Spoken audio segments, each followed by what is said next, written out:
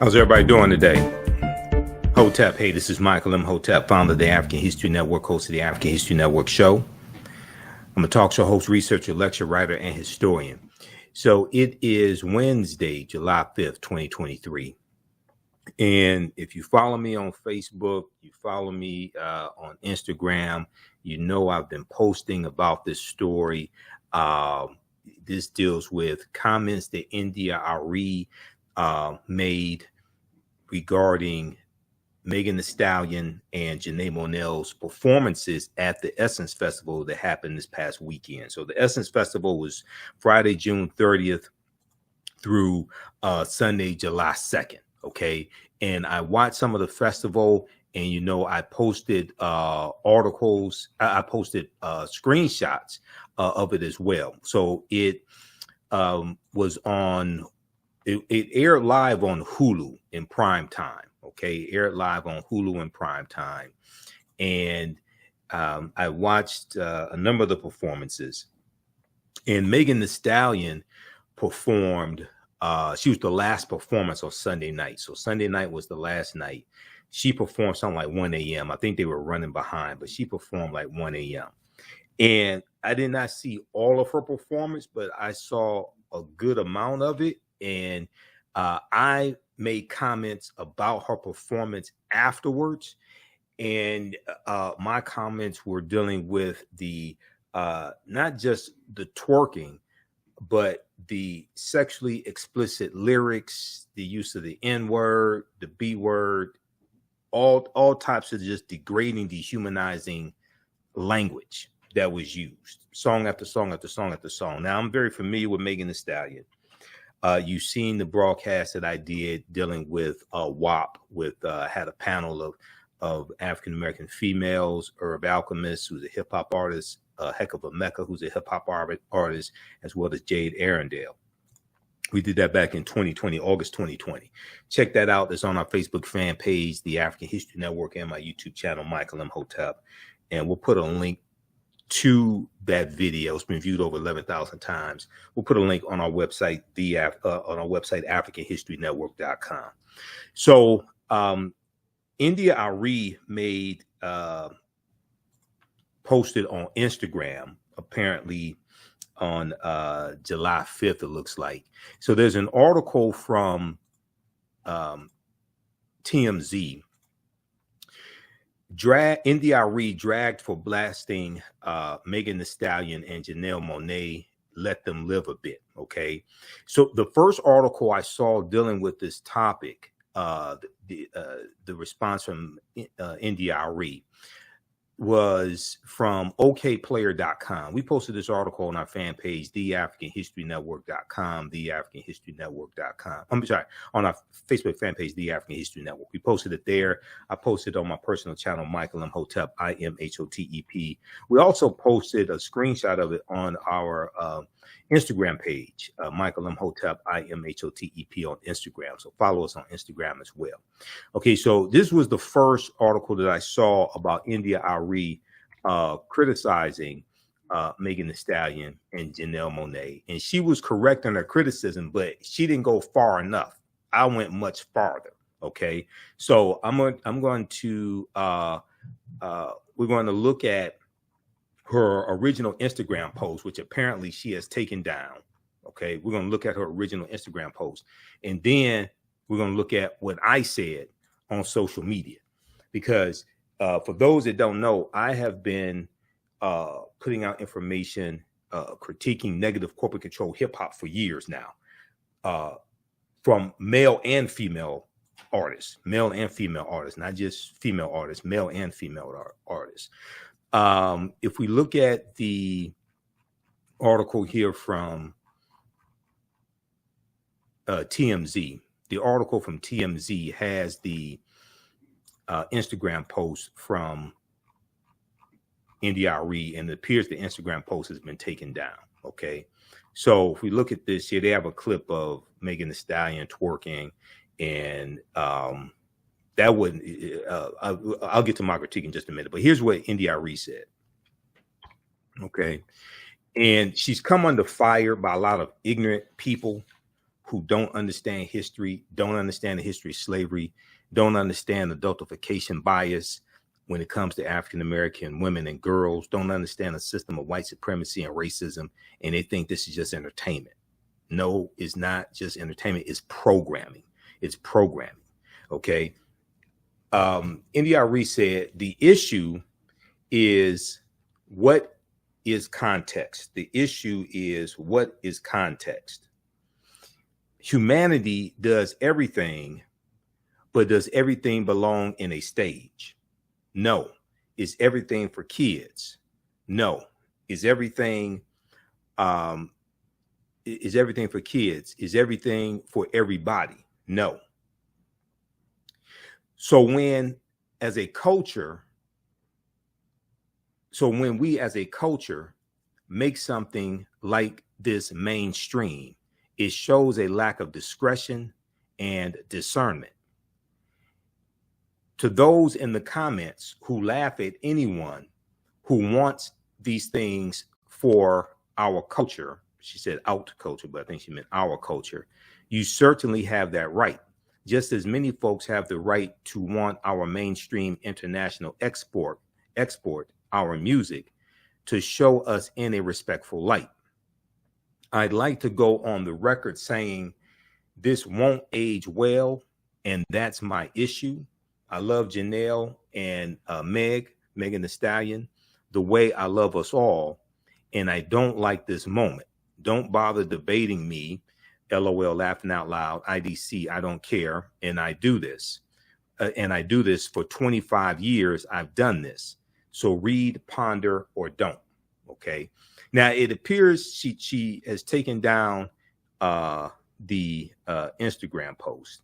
And hopefully you all can see it here. So let me know if you all can see it. We'll zoom in some more on it. I want to make sure everybody can see this. Okay. Now, my critique went way past this. We're going to come to my comments in just a minute. Now, people have been commenting on my post on our fan page, the African History Network, for going back to this past weekend when the Essence Festival was actually taking place. Okay. So we'll come to that in just a minute. All right. So she's been getting criticized, and a lot of the people who are criticizing her are probably under 30 years old. Okay. They're probably under 30 years old. Probably a lot of them probably under 25. If you're under 25, I have CDs older than you. Okay. And one of the problems with this is people want to bring up the Two Live Crew, early 1990s, things like this, the music we had then. And what we have to understand is that if we haven't learned anything in like 30 years and don't realize that what's going on today is much worse than 30 years ago, because not only has the music been weaponized even more so against us, but you didn't have social media in 1993. We didn't have YouTube. YouTube wasn't created in 2005. We didn't have Facebook. We didn't have Instagram. We didn't have Twitter. Okay. We didn't have digital downloads in the early 90s. So one of the mistakes that people make is they think that, well, because we were stupid in 1993, it's all right to be stupid 30 years from now. So in the year 2063, if the youth of 2063 and younger people are still doing the same stupid ass things that we were doing in 1993, we don't learn from the previous generation, from the mistakes of the previous generation, and say, wait a second, we have to put a stop to this. Some people say, oh, that's nothing new. You had the Two Live Crew, right? You had, this group, that group. When does nothing new get old? When does nothing new get old? When do we understand that we are being targeted and the music is being weaponized? This is not an attack on the artists. The artists are being used by white corporations, white-owned finance corporations, to attack us. And if we don't understand that, then the future is bleak, Because if you want to destroy a nation, you do it through the music, because the music hits the youth first. And the youth are the ones who have the least amount of defenses to be able to fight back against it. This is how you attack a people. You use media and you go after the youth. So let's look at, I want to look at the comments that I made. All right. So if we go to our Facebook fan page, the African History Network, if you don't follow us on Facebook, please do. The African History Network on Facebook. We have a ton of followers there, have 1 million followers there.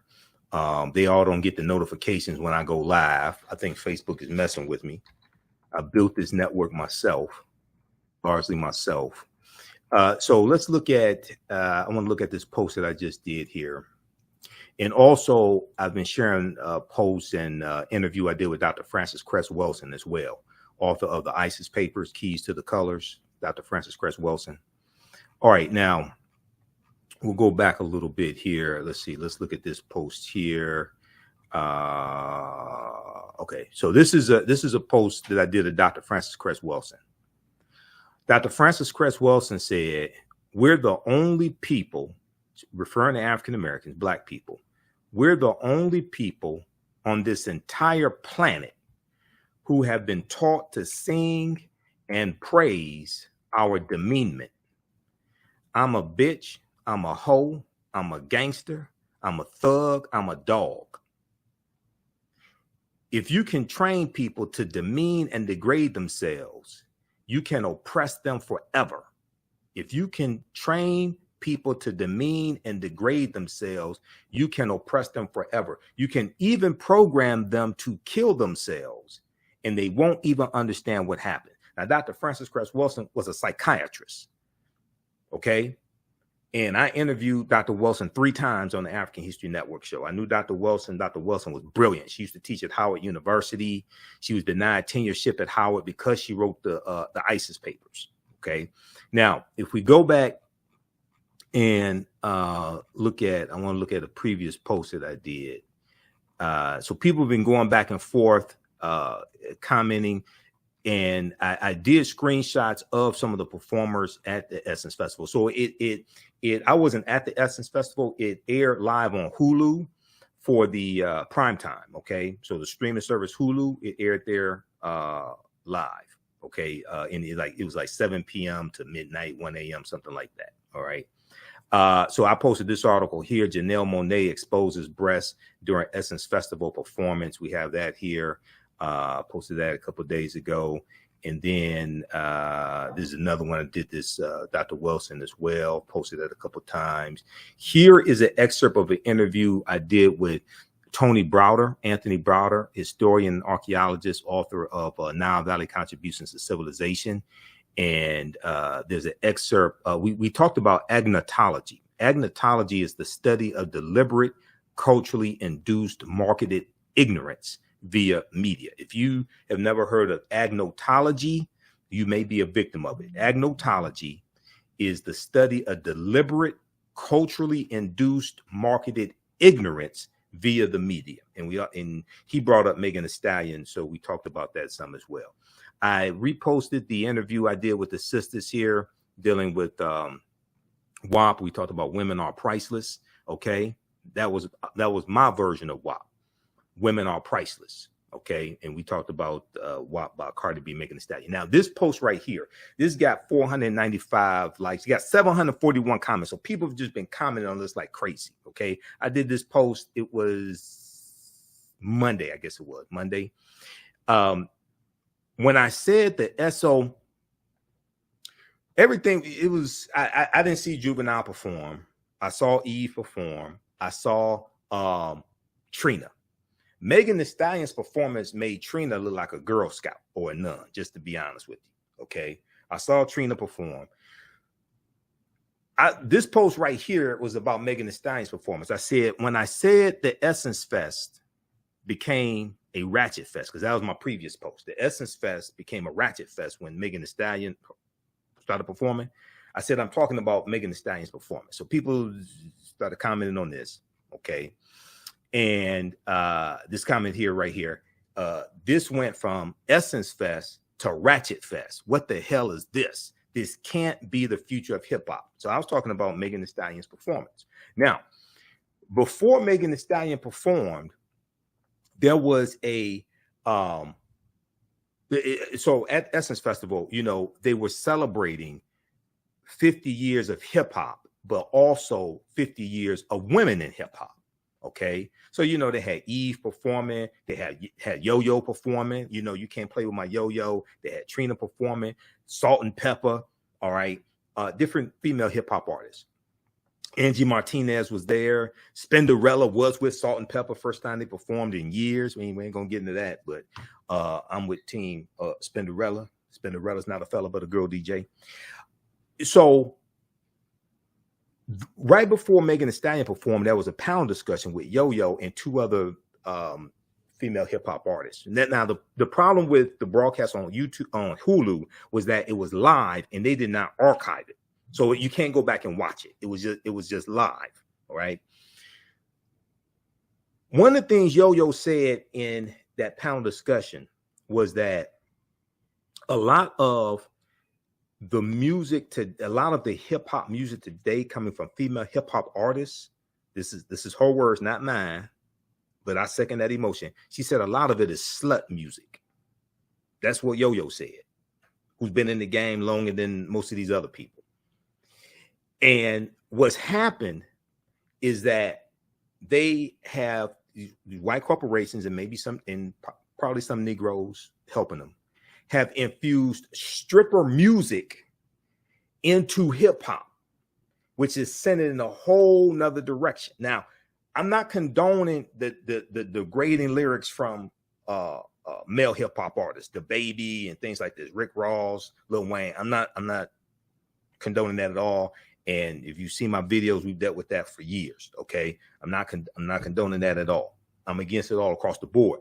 But infusing stripper music into hip hop is sending it in a whole nother direction, because like back in the day, you had Lil Kim, Foxy Brown, like 95, 96, 97, you know, you top female rappers that were half naked with the sexually explicit lyrics. It was just a handful of them. Okay. Today, it's like you got to do that to really get the airplay. It's like a whole lot more of them today. Okay, it's gone in another direction.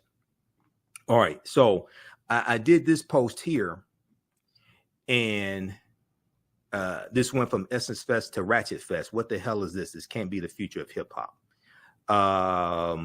I said, no, I'm not posting pictures of Megan Thee Stallion performing. And I had pictures like this is Tim's. Yeah, Tim's performed with WizKid, things like this. So I posted all that. So you can go back and look at that on our Facebook fan page, The African History Network. Yeah, this is Tim's performing here. So this was like Sunday. Okay, you go check that out. Yeah, so these are posts from Sunday. All right, now if we look at, this is what I said. This is what I posted today after I saw the article from okplayer.com, and I read the one from TMZ. Okay, let's look at this here. India.Arie criticizes Megan Thee Stallion and Janelle Monáe for sexual Essence Festival performances. Unlike now, this is me talking. Okay, let's zoom in on this some more. Unlike most people commenting on this subject, I actually saw Megan Thee Stallion's performance at the Essence Festival 2023, broadcasted live on Hulu. Okay, broadcasted live on Hulu. Her explicit lyrics, repeated usage of the N word, the B word, the H word, vulgarities, descriptions of sex acts, sexual organs, etc., were even worse than the twerking. Now, Janelle Monáe commented on the Megan Thee Stallion had like 20 women from the audience come up on stage twerking and all that stuff. That was bad, but it got a whole lot worse. That was bad enough. Oh, it got a whole lot worse. The Essence Festival is supposed to be a conference about empowering Black women, not degrading and dehumanizing them. The music has been weaponized against us, and so many of our people have been dumbed down so much that they don't understand we are under attack and will justify our own dehumanization. Now, at the African History Network, we talk about what you do for yourself, what you do to yourself, and what you allow other people to do to you and get away with is based upon what you think about yourself. What you think about yourself is based upon what you've been taught about yourself. What you've been taught about yourself is based upon everything you've read, heard, and seen about yourself. So when you control the radius of a man or woman's thoughts, you can control the circumference of his or her actions, because the mind can't do or teach what it doesn't know. So we are under attack. The music's been weaponized against us, and the technology exacerbates this attack. This is not an attack on a particular artist. This is an attack on the white conglomerates that are using the artists to attack us. So when I made my comments about WAP from Cardi B, when it came out August 2020, the first day it came out, it was viewed 13 million times on Cardi B's YouTube channel alone. It came out on a Friday. That weekend, it was viewed 60 million times. The video for WAP, it was viewed 60 million times from Friday to Sunday, just on her YouTube channel alone. That technology like that, to be able to go straight to the consumer, an artist can go straight to the consumer, an individual can go straight to the consumer, hit millions of people like that with the press of a button. We didn't have that in 93 when the 2 Live Crew was out. We didn't have that in 1990. We didn't have that in 88, 89 with NWA. The technology has advanced with social media, with digital downloads. So the attack, the music has been weaponized. So the attack is more perverse now.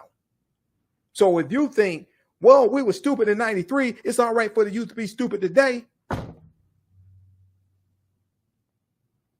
What kind of simple Simon ass nonsense is that? Some people say, oh, that's nothing new. When does nothing new get old? When do people have enough respect for themselves, their children, and future generations to put a stop to this? Because we're the only people, as Dr. Francis Cress Wilson correctly stated, we're the only people who would tolerate something like this. Nobody else would tolerate this. And not only that, there was a pastor named Pastor Mike, and they would call him White Mike. He did a TED Talk, and I wrote an article about his TED Talk, because I write articles also. I have to put the link for my blog on our website, AfricanHistoryNetwork.com. He did a TED Talk where he explained how you can make hip hop songs about killing Black people, but you can't make a song about killing a dog. You can make songs about killing Black people, but you will not be allowed to make a song about killing a dog. If you do put it out, PETA's coming after you.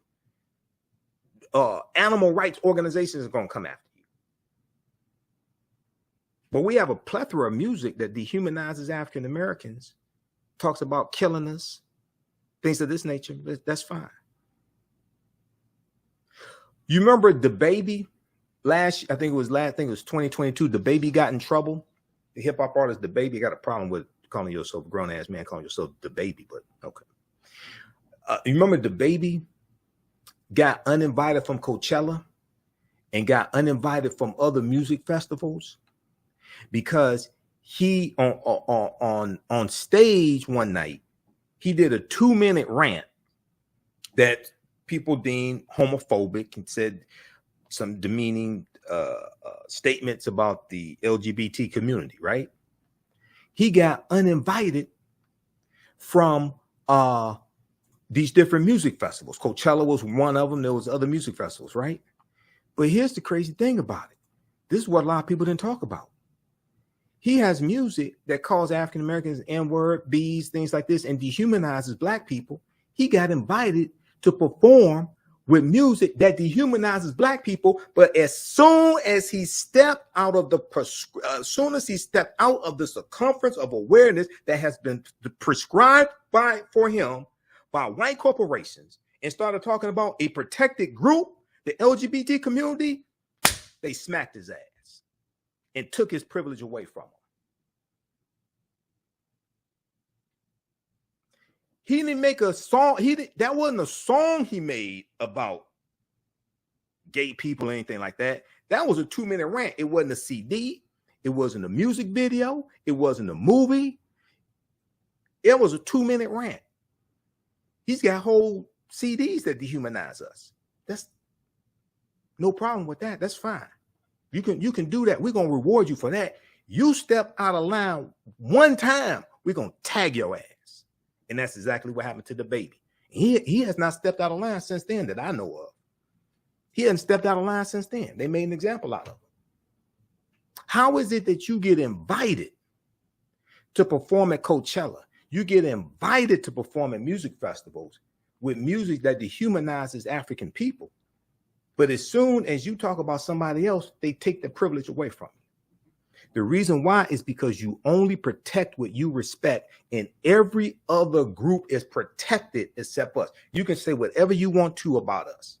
You can say whatever you want to. Anybody else, you step out of line, you don't believe me? What happened to Michael Jackson? 1995. Michael Jackson had the song, I think it was 95. They don't really care about us. And he made he had a couple lines in there that the Jewish community deemed was offensive to them. What did Sony do? Sony, if I remember correctly, Sony was his music company at the time. Sony took all the CDs off the shelf, removed the offensive lyrics that the Jewish community, the ADL, Anti-Defamation League, said were offensive, then put the songs back on the shelf, then put the CDs back on the shelf. What about the music that you got calling us the N-word and B's and all that and dehumanizing us? That's cool with you? Ice-T, hip-hop artist Ice-T, gangster rapper Ice-T, like the original gangster rapper, like 1986. In the 1990s, he had a heavy metal band called Body Count. Okay, some of y'all don't remember that. He had a heavy metal band called Body Count. And they had a song called Cop Killer. Cop Killer was about killing a dirty cop. It wasn't about all cops or anything like that. It was about killing a dirty cop. Okay. I don't remember any of the lyrics or anything like that, but I remember this case, this whole situation. What happened? Police unions and police organizations across the country rose up. Time Warner Brothers was his record company at the time. They rose up, put pressure on Warner Brothers, Time Warner. What did Time Warner do? Time Warner didn't tell the police, well, if you don't like it, change the channel, change the radio station. Okay? They didn't tell the police, well, he's not talking about you all, he's only talking about this police officer over here. Okay? They didn't say, oh, this is just entertainment.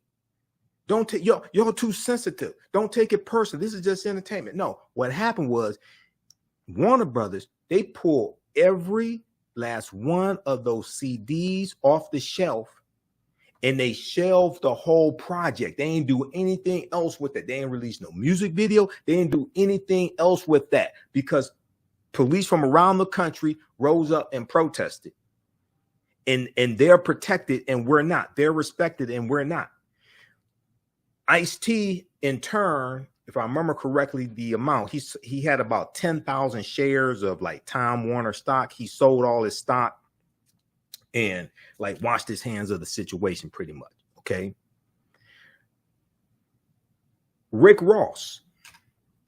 Now we deal with this in the class that I teach, my Saturday class, Ancient Kemet, the Moors, and the Ma'afa, Understanding the Transatlantic Slave Trade, what they didn't teach you in school. Okay.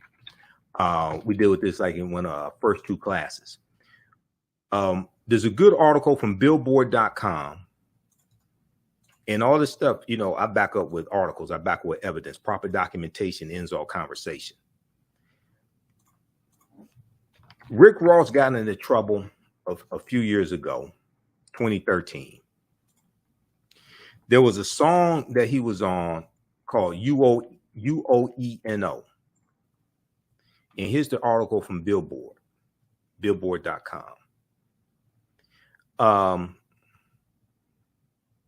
Let me click on this. Reebok drops Rick Ross over UOENO lyrics. So Rick Ross, hip hop artist Rick Ross, entrepreneur, music mogul. Rick Ross, who took his name from Freeway Rick Ross. Okay, the real Rick Ross. Reebok drops Rick Ross over UOENO rape lyrics. Rape lyrics. How many people remember this? Now, this is from Billboard.com, April 11th, 2013. After stirring up controversy with lyrics deemed pro-rape, Reebok has decided to end their partnership with Rick Ross. Now, this is something very interesting right here. See, this is an example of how you only protect what you respect. Okay, so to make a long story short, what happened was he had lyrics on Rocco's song UOENO. The lyrics from Rick Ross were, "Put Molly all in her champagne. She ain't even know. She ain't even know it. I took her home and I enjoyed that. She ain't even know it. She ain't even know it." Okay. Now, Rocco, hip hop artist Rocco, told Hot 97 on Tuesday, April 9th, 2013, that he will release a version of UOENO without Rick Ross, without the Rick Ross verse. With all respect to the homie Ross, it's a catch-22. Rocco said, "I don't want to take him off, but one thing that's set in stone is he's always going to be on that song. It doesn't matter who I put on that song, that's going to always be the original version." Oh, so you put out a version that removes the rape lyrics because white women protested. Now, the music that humanizes us, that's fine. The rapper took to Twitter last Thursday, April 4th. The same day, check this out. Here's what happened. The same day, women's group Ultraviolet planned a protest outside of Reebok's flagship store in New York City. Okay. So the rapper, I think they're referring to Rocco. Let's see. Rocco apologized. I don't condone. Rick Ross apologized. He said, "I don't condone rape. Apologies for the lyric interpreted as rape." Rick Ross said. He tweeted, Rick Ross continued to apologize to Reebok and Ultraviolet. Quote, "Apologies to my many business partners who would never promote violence against women." Does he ever apologize to the African American community for calling us N-words and calling African American women bees and dehumanizing us? I'm just curious. I don't dislike Rick Ross. I think he's very intelligent. I think he knows better than this. I'm just asking the question. You apologize to your many business partners who would never promote violence against women. Have you ever apologized to the African American community? Okay, so here's what happened though. Reebok fired Rick Ross. White women protested. Go research this. White women came out and protested. There were some African American women with them also. It wasn't all white women, but predominantly white women. Okay. Reebok said, "We don't want to be associated with this." Reebok did not tell the white women, He's not talking about you. He's talking about that H over there. Reebok didn't tell the white women, well, if you don't like it, you need to change the radio station. Reebok didn't tell the white women, if you don't like it, don't buy the music. Reebok said, Negro, we're going to cancel your contract because we don't want to be associated with you and what you represent. I'll be damned. Go read this article. Go research this. Proper documentation ends all conversation. Don't take my word for this. This is Billboard.com. Reebok drops Rick Ross. Rick Ross had an endorsement deal with Reebok to make Reebok money. Reebok valued the white women more than they valued Rick Ross's ability to make them money. So they said, we're going to cancel your contract over these lyrics. From one song. Now, once again, when you have endorsement deals like this, right? They go and watch your music videos. They go listen to your music, all that. So they know what they're getting. They knew what Rick Ross's lyrics were before. I'm not talking about before UOENO came out. So they know about him dehumanizing African Americans. They knew about that. That was all right with Reebok. White women protesting? Oh, no. We're not going to tolerate that. See, now you're talking about our daughters. Now, as long as you dehumanize your daughters, it's all right. You're talking about our daughters. No, Negro, we're going to get rid of your ass. They cancel this contract. I'll be damned. You only protect what you respect. So when we look at this example after example after example, it becomes clear that everybody else is protected except us. Why is that? When I made my criticism about WAP, and the majority of the criticisms weren't against Cardi B and Megan Thee Stallion, they were against Atlantic Records, who financed it and financed the video. The chorus repeats the phrase, "There's some whores in this house," approximately 79 times. I know they sample Frank Ski from the 1980s, but the music video WAP was viewed 13 million times in one day just on Cardi B's YouTube channel alone. All the women in the video were African American, except for Kylie Jenner. So when you say there's some whores in this house, what are you talking about? We're looking at a bunch of black women. White people, not white women, white people, there's some white women.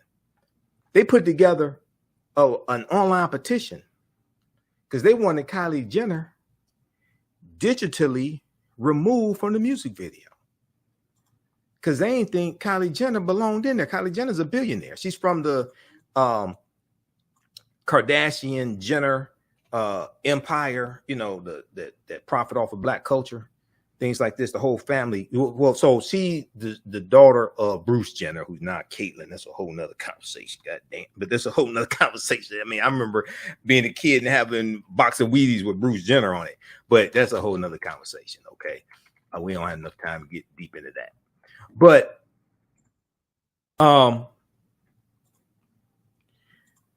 whole family got rich off of a black man's penis named Ray J. I just want to put that out there, just so y'all understand. Okay. Now Bruce Jenner was already well known. The Kardashian family, that Rob Kardashian was the father, and he was a famous attorney, wealthy attorney. He was one of O.J. Simpson's attorneys, part of the Dream Team. Okay. So a lot of people knew Rob Kardashian. He wasn't really necessarily a household name, but if you were in the legal field, you knew about him. The family, we didn't know who the hell they were until Ray J made the sex tape with his then girlfriend, Kim Kardashian. Then from the sex tape, they get the mom negotiated a deal with Vivid Entertainment. It was and that sex tape became the best-selling celebrity sex tape in history at that time. Then from the sex tape, they get the reality TV show Keeping Up with the Kardashians. I don't know why anybody want to keep up with them, but they get that and they build this whole $1 billion empire, all this stuff. off of the whole family got rich off of a black man's penis. Corinne Steffens, on the other hand, even though she was prostituting herself, she made a sex tape too. Corinne Steffens, they called her Superhead. I'm not condoning what she did, but look at the difference between the treatment. Kim Kardashian gets famous from a sex tape with a black man, and she gets elevated and put on a status like she's Queen Nefertiti or something. Corinne Steffens, even though, yes, she was prostituting herself and things like this. I'm not beating up on the sister, but it's like, wait a second. They're still making jokes about Corinne Steffens.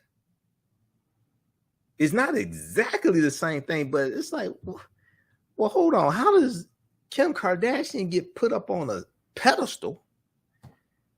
And she got famous for a sex tape. Corinne Steffens had a sex tape with Mr. Marcus.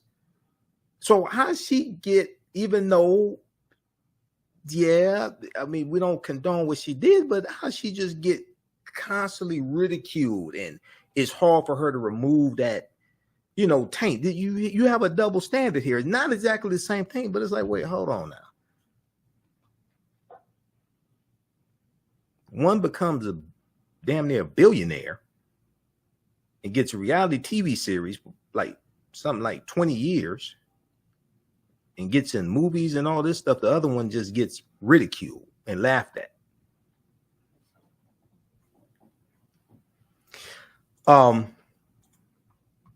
So let's go. I want to go to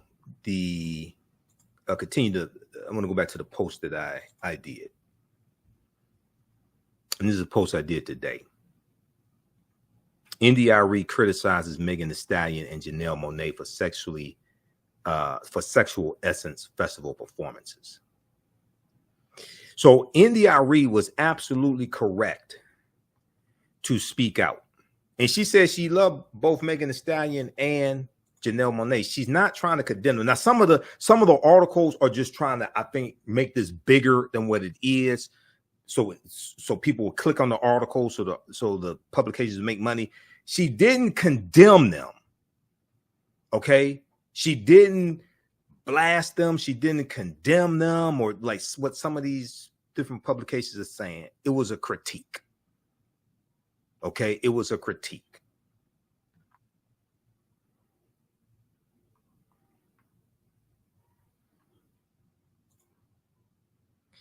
More female artists need to speak up, as well as male artists. More female artists need, specifically hip hop artists. More female hip hop artists need to speak up, as well as male hip hop artists need to speak up. This is not the time to have laryngitis and amnesia, because this is getting worse and is dangerous. I said right before Megan Thee Stallion performed, there was a women in hip hop panel discussion with the hip hop artist Yo-Yo, who used to be with Ice Cube. You can't play with my Yo-Yo. She said a lot of the hip hop music today coming from female rappers is slut music. Her words, not mine. I said she is correct. Psychiatrist Dr. Frances Cress Welsing, author of the ISIS papers, The Keys to the Colors, was correct.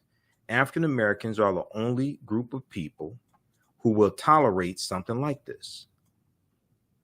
Okay, then I have the link to the interview I did with Dr. Welsing as well. One of the 3 interviews I did. We did this April 5th, 2012, Black Female Relationships and Racism. We got the link to the panel discussion I did with the sisters on WAP. Women are priceless. Women are priceless. There are no whores in the house, because we condemn that. There are no whores in the house. We don't refer to African-American women as whores, B's, H's, thoughts, things like that, all these dehumanizing, derogatory terms. And the why is because you relabel a people to justify mistreating a people. You relabel a people to justify mistreating a people, okay? So And it also, what it does is it absolves yourself of any guilt or any responsibility. So if you can dehumanize a group of people, then it's easy for you to mistreat them, because you know you wouldn't want to be treated like that. You wouldn't most likely, or you would be less likely to mistreat somebody that looked like you or was not part of that group or was part of a group that you belong to. So you have to relabel people to justify mistreating them. Dr. Joy DeGruy talks about cognitive dissonance in her book, Post-Traumatic Slave Syndrome. Okay, Dr. Joy DeGruy. All right, I want to, let me look at my notes here. I want to talk about this concept of adultification bias, because what this type of music does, what this genre of music does, when you have dehumanizing lyrics, things like this, it contributes to an environment, it contributes to a climate that puts the safety and the lives of African American girls and women in jeopardy. It doesn't create that environment, it adds to it. Okay. So I want to talk about this concept dealing with adultification bias. Before we go to that, be sure to visit our website, AfricanHistoryNetwork.com, AfricanHistoryNetwork.com, or TheAHNShow.com, because it takes you to the same destination. Let's start radio show Sundays 9 p.m. 11 p.m. Eastern Standard Time, the African History Network show on 9:10 a.m. Superstation WFDF. You can support the African History Network, $ the AHN show through Cash App. We have the link here, and through PayPal, paypal.me/the AHN show. The sources keep doing the research, stay on the air, keep broadcasting, pay some of the bills, etc., because this is a lot of work. And then register for the online history classes I teach on Saturdays. We just had a new session that started up last week. Ancient Kemet, one of the original names for Egypt, Ancient Kemet, the Moors, and the Ma'afa. Understanding the transatlantic slave trade, what it didn't teach you in school. We deal with thousands of years of history, what leads up to the transatlantic slave trade taking place. We have a preview of the class you can watch right there. Our next class is Saturday, July 8th, 2023, 2 p.m. to 4 p.m. Eastern Standard Time. Classes on sale $80, regularly $130. You don't have to be in class. I don't take attendance, but we do the sessions live. All the sessions are archived and recorded. You can go back and watch anytime. And also I teach a class on Sundays as well, Black resistance movements from the Haitian Revolution, U.S. Civil War, Civil Rights Movement, and Black Power Movement, okay, 1800 to 1968. So we'll post a link here for the class also. And we have it here in the thread of the broadcast. Very quickly here, before we get out of here, I want to go to this concept right here. This deals with adultification bias when it comes to African-American girls. This comes from HuffingtonPost.com. Black girls detail harsh consequences of being seen as older than white peers. Black women's lived experiences echo a 2017 study that found adults viewed young Black girls as less innocent and more adult-like than white girls. This is from May 17, 2019. Now, the part that I want to zoom in on, researchers at the Georgetown Law Center on Poverty and Inequality reported their findings after speaking to groups of Black girls and women across the country about whether their real life experiences reflected the same researchers found in 2017. The adultification of Black girls. The women and girls said they did. That prior study, which drew headlines 2 years ago, found that U.S. adults believe Black girls seem older than white girls of the same age, that Black girls need less nurturing, support, and comfort, and that young Black girls know more about sex than white girls do. Where the hell would they get an idea like that? What could possibly make people think that young Black girls who grow up to be Black women, what could possibly make them think that young Black girls know more about sex than white girls? I'll be damned. I can't figure it out. I just can't figure it out. What would make them think something like that? Well, maybe during slavery it's because Black women were made to be breeders, and forced to have sex with black men. And then also black women were made to be prostitutes during slavery because they had sex slave farms. They made to be prostitutes as well. Okay. And they were sold as wet nurses also. And when you do study the research from Professor Stephanie E. Jones Rogers, she wrote a book called They Were Her Property. And the book deals with how white women were more involved in owning African slaves than previously thought. Okay. There's an article from, let's see, we'll look at this one here from history.com. The massive overlooked role of female slave owners, the massive overlooked role of female slave owners.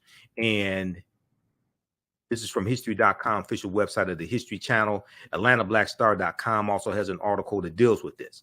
Okay. See, this, we have to put this in historical context. What many people who don't, I'm a historian.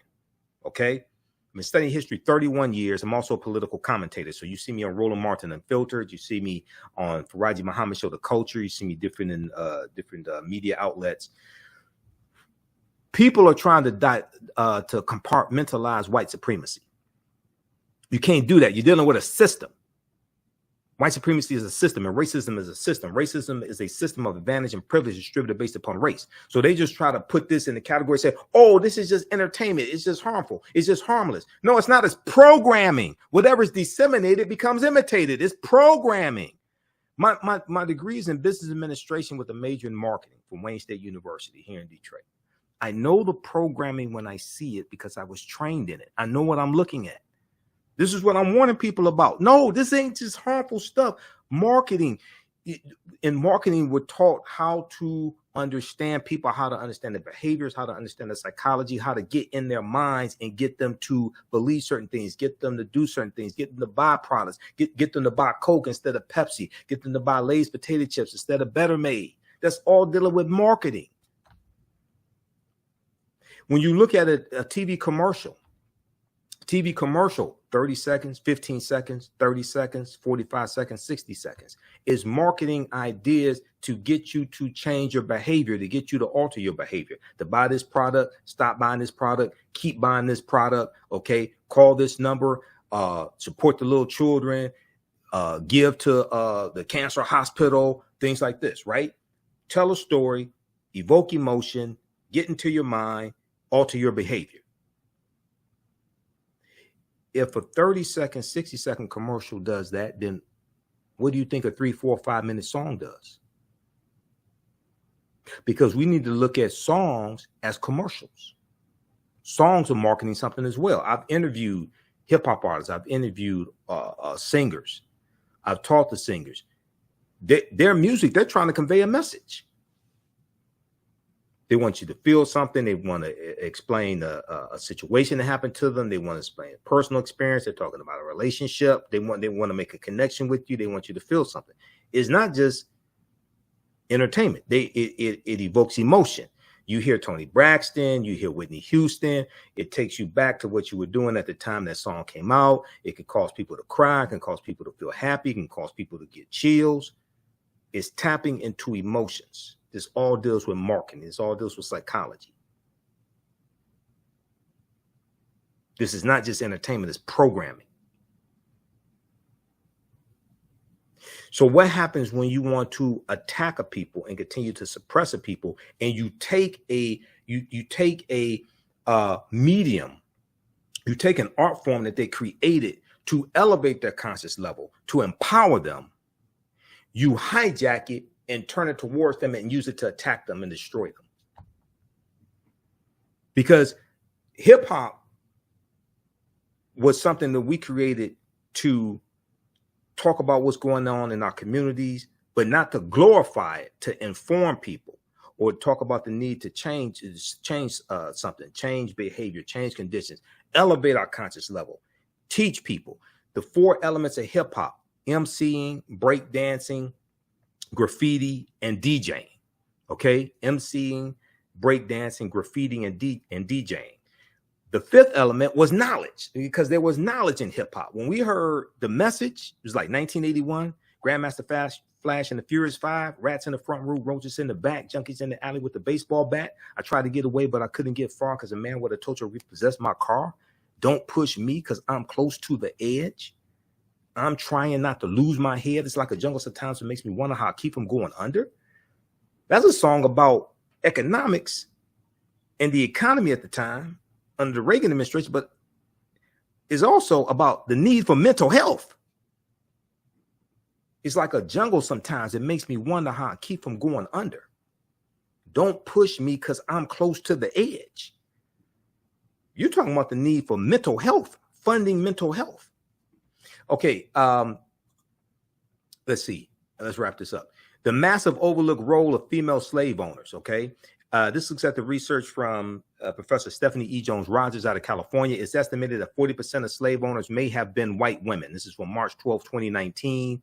And let's see. Professor Stephanie E. Jones-Rogers, the high number of people that Martha Washington owned, so this is George Washington's wife, she owned more slaves than George Washington did, okay?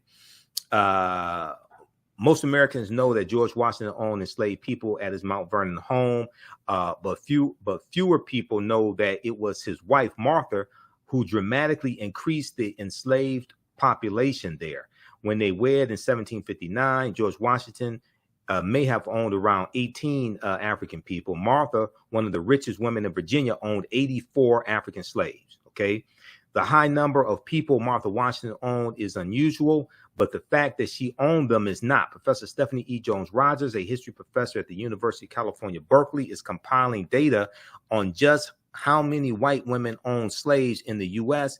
and in the parts of 1850 and 1860 census data studies. So far, white women make up about 40% of slave owners. Okay, the name of a book is "They Were Her Property: White Women as Slave Owners in the American South."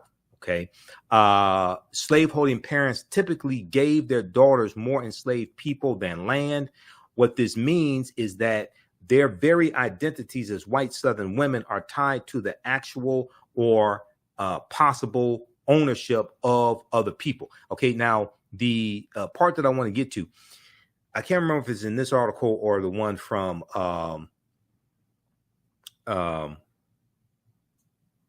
AtlantaBlackStar.com, but she talks about organized sexual assault. Okay, organized sexual assault, orchestrated. Yeah, or here, right here. This is it. Some Black women reported in WPA interviews. These were interviews done by the federal government. WPA interviews that their mothers would always give birth around the same time as the white mistress. These were wet nurses. These were African slaves who were made wet nurses, suggesting that these mistresses, these white slave owners, white female slave owners, were also orchestrating the sexual assault of enslaved African women. So when you had a white slave owner who was pregnant, and she becomes pregnant, and she doesn't want to nurse her child, okay, breastfeed. If you have female slaves and none of them are breastfeeding, and you want them to breastfeed your child because your ass is too lazy, then you have to orchestrate rape on that Black woman to get her pregnant so your lazy ass can give your child to her to breastfeed your child because you're too trifling to do it yourself. Quote, there were instances in which formerly enslaved people did in fact say that their mistress either sanctioned acts of sexual violence against them that were perpetrated at the hands of white men, or that they orchestrated instances of sexual violence between two enslaved people that they owned in hopes of producing children for those acts, from those acts of sexual violence. So what happens is now the research from Professor Stephanie E. Jones-Rogers caused me to rethink certain things. Because I've watched some lectures from her and I read excerpts of a book. It caused me to rethink certain things because historically we have been taught, wrongly, we have been taught that the African male slave who was made to be a stud or made to have sex with the female, we were taught wrongly he enjoyed it. That basically, this is coming out of white male patriarchy. We were basically taught He enjoyed it, but it was rape to the woman. Reading her research caused me to really, really focus in on that and rethink that and realize they were both being victimized. The man and the African man and woman were both being victimized, and they were both victims of sexual violence. This sexual violence continues. So African women being depicted as breeders, and they could gain their freedom sometimes by producing a prescribed number, a predetermined number of healthy babies to their slave owner. They were sold as prostitutes, okay, and sold and marketed as wet nurses. So this is around the sexual exploitation of African women. You're going to have sexual exploitation that continues after slavery ends and is still with us today. So then when we look at a study like this from the Georgetown University on poverty, and they talk about adultification bias in Black girls and how negative stereotypes associated with African-American women are projected onto Black girls. And one of these negative stereotypes is that young Black girls are perceived by adults to know more about sex than white girls. That is a legacy of slavery right there. That is a legacy of slavery. And what music like this coming from Megan Thee Stallion, Cardi B, Rennie Rucci, Ruby Rose, Sexy Red, okay, Nicki Minaj, what this does is I'm not blaming the artists. They're financed by Europeans. We need to go after the corporations, but this contributes to a society and a climate that already dehumanizes African-American women and girls and helps put their safety in jeopardy. It makes them more prone to sexual abuse, rape, molestation, things like this, because a lot of people don't care when African-American women are abused. This is why R. Kelly was able to abuse Black women for 30 years. Because I guarantee you, if Robert Sylvester Kelly was outside, because when you watch Surviving R. Kelly, he would be outside of schools on the south side of Chicago high schools after school talking to the young girls. If his ass was on the north side of Chicago talking to white girls, 15, 16, 17-year-old white girls after school, that behavior would have been put to a stop 30 years ago. He would have not been allowed to do that.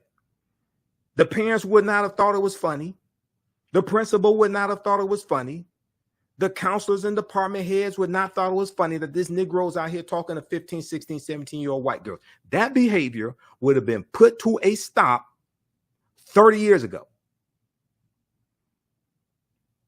We're the only ones that would tolerate something like that, because we've been brain damaged as well and taught to hate ourselves and buy into a lot of this white supremacy. So this is why we have to take our minds back. Now, Jamila Blake said in a statement, the author of this report here, dealing with adultification bias, quote, almost all the Black girls and women we talked to said they experienced adultification bias as children. And they overwhelmingly agree that it led teachers and other adults to treat them more harshly and hold them to higher standards than white girls. So there's a legacy of harsh treatment of African-American women going back to slavery and then after slavery. Okay. The researchers spoke to 9 focus groups with a total of about 50 Black girls and women of varied ages and in diverse regions of the country a year from 2017 to 2018. Quote, to society, we're not innocent. To society, we're not innocent. And white girls are always innocent, one participant in the focus group aged 17 to 23 told researchers. Okay. Even when you see just in general, the word, quote unquote, attitude, the word attitude being applied is usually not applied to white girls. Another participant in the 20 to 29-year-old group said it's applied to Black girls. Georgetown Law posted this tweet back in 2019. New research, Georgetown Law Poverty Center, or 2017, finds that Black girls routinely experience adultification bias. Adultification bias. The perception of Black girls is less innocent. The report features voices of Black women and girls highlighting their lived experiences, insights, and solutions. 2019, that tweet came out 2019. Now, the 2019 report, so the 2019 report built on the 2017 report. The 2017 report grew out of findings from a 2014 study by Dr. Philip Atiba Goff. Dr. Philip Atiba Goff, you see him sometimes on MSNBC, that found that Black boys were more likely to be viewed as older and to be suspected of crime at age 10. Black boys are more likely to be viewed as older and to be suspected of crime starting at age 10. Choosing to focus specifically on Black girls, the 2017 study found that adults saw Black girls ages 5 to 19 as in need of less protection and support than white girls of the same age because they're not valued as much as white girls. You only protect what you respect. So you can have a song that says there's some whores in this house and repeats the phrase 79 times. And in the video, everybody in the music video is Black or Black women except for Kylie Jenner. And that's perfectly all right. Because we see them as those that you orchestrate sexual violence against. We see them as slave breeders, and we see them as prostitutes and wet nurses. And the Black girls, and they also found in the study that Black girls are viewed as being more independent and knew more about adult topics, including about sex. Read the rest of this. The women in the focus groups recounted experiences that reflected how adultification bias appeared to be connected to their receiving more punitive treatment, more punishment. Adultification bias. This comes out of racism. Racism is a system of advantage and privilege distributed based upon race, which comes out of the ideology of European white supremacy. One participant, for instance, described an encounter with a police officer who did not believe she was 15 years old. He handcuffed her and fingerprinted her, insisting she was too old not to carry identification. The punishment for her was harsher than the punishment would most likely be for a white girl the same age. She's viewed as older. Mistakes that somebody makes at 15, they're punished more for those mistakes. They're not given the benefit of the doubt because they're viewed as older. Okay? And where white girls are not treated, generally speaking, are not treated the same way. Other women spoke out about being treated as having an quote unquote attitude or as being threatening in school. Most times when you try to like defend yourself, they see how you're talking back, and then they'll be like, there's consequences. One participant in the 17 to 23-year-old age group told Georgetown's researchers, and they'll be like, so they get a detention, get a suspension. They always feel like you're talking back, but you're really not. You're just trying to defend, like get your side across. Okay, read the rest of this article here. This is from HuffingtonPost.com.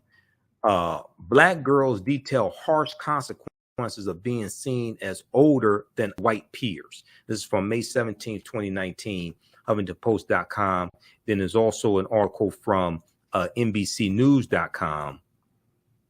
And this deals with the same study. Now, this article from NBCNews.com is from, this deals with the previous study. This is from June 28, 2017, originally published by the Associated Press, picked up by NBCNews.com.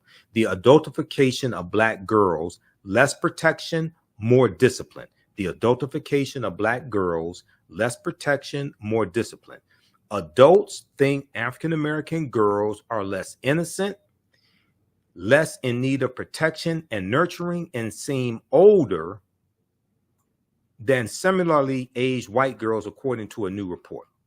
Okay, so this is about the 2017 report. The report, entitled Girlhood Interrupted, the Erasure of Black Girls' Childhood. Girlhood Interrupted, the erasure of Black girls' childhood, also said American adults think Black girls know more about adult topics about sex than white girls of the same age. Read that article also. That's from NBCnews.com, from their NBC News Black platform, because they have articles dealing with the African American community in NBC News Black. Okay, so we'll come to some of your comments here in just a minute. How's everybody doing? If you like this type of information, if you learned anything today, support the African History Network, $ the AHN Show through Cash App, $ the AHN Show through Cash App, also through PayPal, paypal.me/the AHN Show. This helps us keep doing the research, stay on the air, finance our Sunday night show, pay some of the bills, etc., because it takes a lot of work to do this and do the research and finance this. Okay. Register for our 12-week online course. If you like the type of history we share here at the African History Network, register for our 12-week online course. Ancient Kemet, the Moors, and the Ma'afa, understanding the transatlantic slave trade, what they didn't teach you in school. Okay, so there's a 12-week online class that I teach. I put together the curriculum. I've been studying history 31 years. I'm a historian as well as a political commentator, lecturer, etc. Visit our website, TheAHNShow.com. Scroll down. Kemet's one of the original names for Egypt. The Ma'afa is a Kiswahili term which refers to the great disaster, our Holocaust.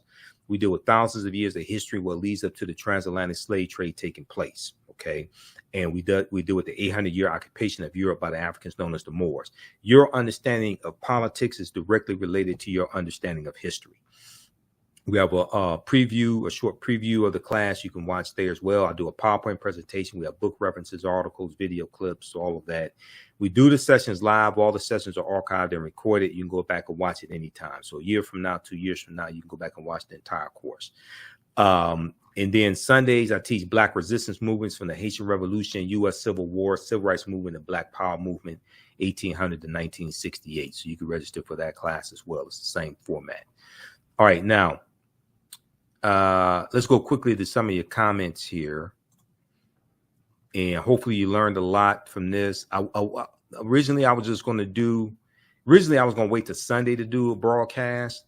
And then, but you know, this past Sunday, it was okay. So I was going to wait till this coming Sunday to do a broadcast, our radio show. And when I decided to do broadcast today, I said, well, I'm just going to do an audio broadcast. But then I had some articles, things like this to show you. I said, no, I need to do video. I ain't planning to be here this long, but you know how I am with the history. And I don't play with things like this. Okay. So this is something that needs to stop. Twerking 304 strippers. Keel Hall said, we're going to go through, show some of your comments here. Keel Hall said, this is something that needs to stop. Twerking 304 strippers. Black and Honest Education said, when the NAACP issued the travel advisory for Florida, I said it's about time someone tell us what to do that is right. Black and Honest also agree with some of my comments here. Estelle Dean said Dr. Francis Cress Welsing is absolutely right. They put these disgraceful languages in their music and praise it, but mad when others call you these names. Some of these performers don't need to be on Essence platform. This is not something our younger females, I think maybe she meant to say, need to see. Brenda Rogers Booker said this is so sad. Justin Luther said all great points. Brenda also said she agrees with India.Arie. Now, it appears India.Arie took down the Instagram post. Hopefully more discussion and action and change and thought will come from this. Your thoughts create feelings. Your feelings create actions and behaviors. Your actions and behaviors create results. This is not an attack on a particular artist. We need to go after the corporations. We need to look and see where our pension fund dollars are invested, our 401k dollars are invested, because a lot of times we're invested in corporations that do us harm. We may be invested in entertainment companies that put out negative corporate controlled hip hop. We need to divest from that. Black women have a choice to make: empower white supremacy or empower Black American culture. First name, last name said. Orville Grant said, our people do not care. Brenda Rogers Booker also said, I personally don't listen to all this degrading mess. Who else is this? Eleanor Hurt said, of course, it's a double standard and some Black women can't comprehend that. Okay, Black and Honest Education said, when white police officers encounter young girls, they treat them like adults, even if the girls cry. Yeah, that's true. A lot of times that happens. A lot of times, from what we see, reports we get, videos we see, a lot of times that happens. Okay. Black and Honest Education also, I don't know whether this is male or female, but Black and Honest Education also says, I have that book, They Were Her Property, from Professor Stephanie E. Jones Rogers. Divorce Adams says sounds about right. Black and Honest said, too trifling to do it yourself. Facts. That I was talking about white female slave owners who would have wet nurses, African female slaves, breastfeed the white child, or if there was no pregnant female slave or one who was nursing, they will organize sexual assault on that African female slave to get her pregnant. Okay. Black and Honest Education said, Michael's on fire tonight. Sharon Simpson Anderson said, teach, brother. Divorce Adams said, wait a minute, where was your Jesus when all this was happening? Okay. She said, Black and Honest said, leave Jesus alone. Black and Honest said, Satan was there. Let's see. Divorce said, Dr. Ray Hagins would tell you. Dr. Ray Hagins is one of my teachers also. Divorce said, I turned them on to Dr. Ray Hagins from the African Village. Let's see. All right.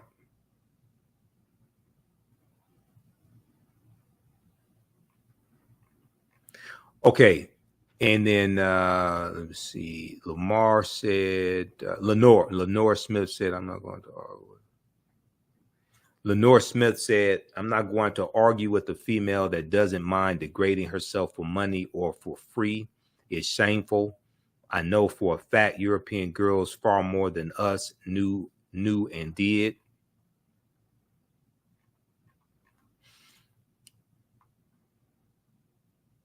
All right. And then OG Patrice said, Michael Imhotep, until we unite for our bottom line as a people, we will never get anywhere. Writing the record label and executives is the key, along with not buying the music. So first of all, we need to organize. The fight is not going to come from the NAACP, National Urban League, or National Action Network. I don't think they may get involved.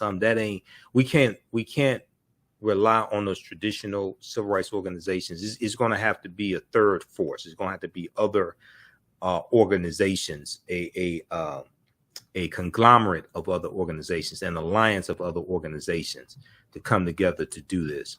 And we need to have multiple strategies.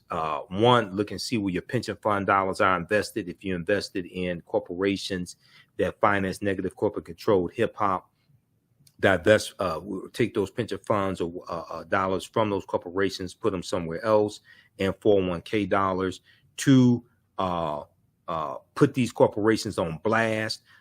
Expose the lyrics. Go to websites like azlyrics.com, the letter A, the letter Z, azlyrics.com. Expose the lyrics that are in these songs, because a lot of parents don't really know the lyrics that are being fed to our youth. We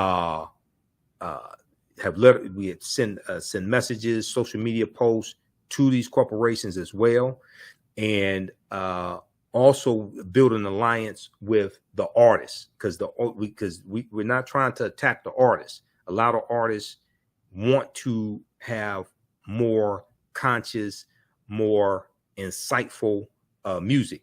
Bow Wow, Shad Moss. Bow Wow, Shad Moss. There was a video of him we posted on our fan page, the African History Network, about a couple weeks ago, and he talked about how a lot of the hip hop today, it just all sounds the same. It's meaningless. He said 30 years from now, you're not going to remember it. You're not going to want to hear it. A lot of it 5 years from now, you're not going to want to hear it. And he talked about how today, to be an artist, you really don't have to have talent. He said he thinks a shift is about to come where it's going to go back to where you have to have talent to be to really be a hip hop artist. So we have to make this happen. Okay, we have to make this happen. We have to take control. Power is the ability to define and shape reality and have other people accept your definition of reality as if it were their own. Power coming from the Latin word potere, meaning to be able. And if we look at Bantu Stephen Biko, one of our great South African freedom fighters, who was portrayed by Denzel Washington in the 1987 movie Cry Freedom. Bantu Stephen Biko said the most potent weapon in the hands of the oppressor is the mind of the oppressed. The most potent weapon in the hands of the oppressor is the mind of the oppressed. So we have to take our minds back. All right. And let me see, here's Bantu Stephen Biko right here.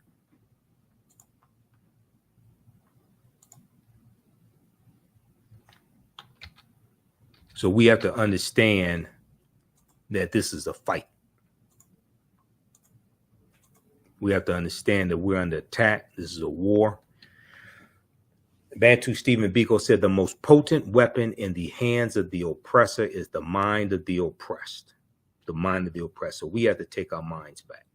And we don't ask permission to take our minds back. We just take them back. Dr.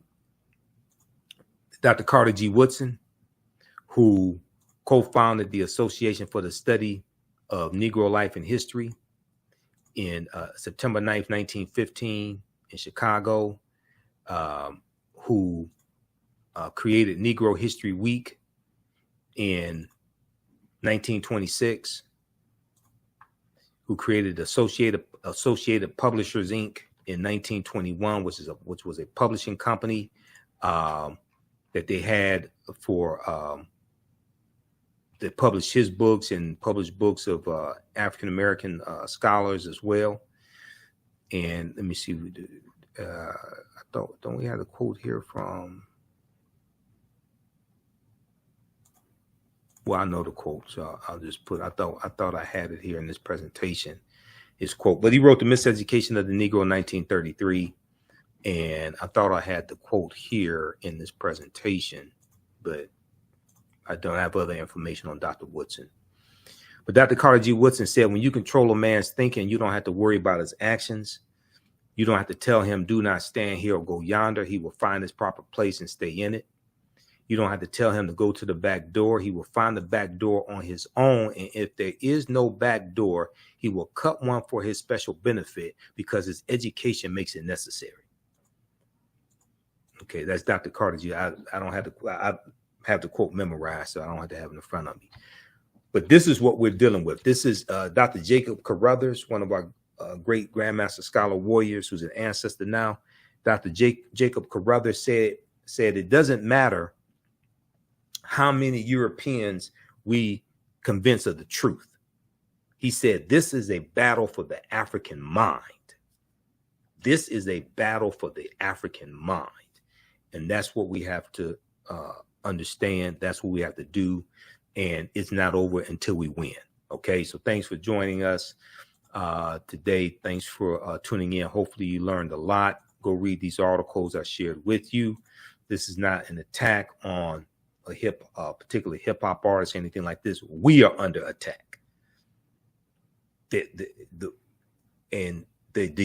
dehumanization of African people has always been entertainment in this country. whether we go back to the minstrel shows created by T.D. Rice about 1828, 1829, who creates the Jim Crow character. And the story goes, he sees an African slave boy or teenage boy tending to animals, singing a song, turn around, jump around, I jump just so. Every time I turn around, I jump Jim Crow. And T.D. Rice puts on tattered, torn clothing and puts on blackface and adopts a Southern dialect to imitate African slaves. And he does this Jim Crow character on stage, dehumanizing African people. White people love this. Other white men put on blackface, create these minstrel show companies, and they travel around the country putting on these minstrel shows, singing songs from the South, singing Dixie, things of this nature. When you go to movies, you have movies like 1912, Uncle Tom's Cabin. You have 1915, February 8th, 1915, The Birth of a Nation. And all the negative stereotypes of African people was basically in that movie, The Birth of a Nation, which takes place during slavery, the Civil War, and the Reconstruction era, directed by D.W. Griffith. This movie rejuvenates the Ku Klux Klan, which was founded December 24th, 1865 in Pulaski, Tennessee, about a week or so after the 13th Amendment to the U.S. Constitution was adopted December 18th, 1865, because it was ratified December 6th, 1865, when Georgia became the 27th state to ratify the 13th Amendment. Okay, and this is what legally freed the slaves. It wasn't Juneteenth, June 19th, 1865, General Order Number 3. Okay, because Kentucky and Delaware did not free their slaves to December 6, 1865, 6 months after Juneteenth. All right, that's it. I'm done, because I'll be here for the next 2 hours breaking this history down. Okay, support the African History Network, $ the AHN Show through Cash App, through PayPal, paypal.me/the AHN Show. Visit our website, TheAHNShow.com. Register for my online history classes. The content is also PG-13, so you can use this with your children. I don't do a lot of cursing and things like that. It's not overly graphic in the classes as well. And it takes a lot of work to teach these classes. So this helps finance this research, help support the African History Network. We have the link to the classes here in the thread of the broadcast. And it's also it's right on the homepage of our website, AfricanHistoryNetwork.com or TheAfricanHistoryNetwork.com. And as soon as you register, you can start watching content. Okay, and there's also 5 free lectures of mine that are in the video library as well. So as soon as you register, you can start watching content, and then you can join us live in class on Saturday, 2 p.m. to 4 p.m. Eastern Standard Time. Remember, right knowledge corrects wrong behavior. It's not over till we win. Wakanda forever. And we'll talk to you next time. Peace.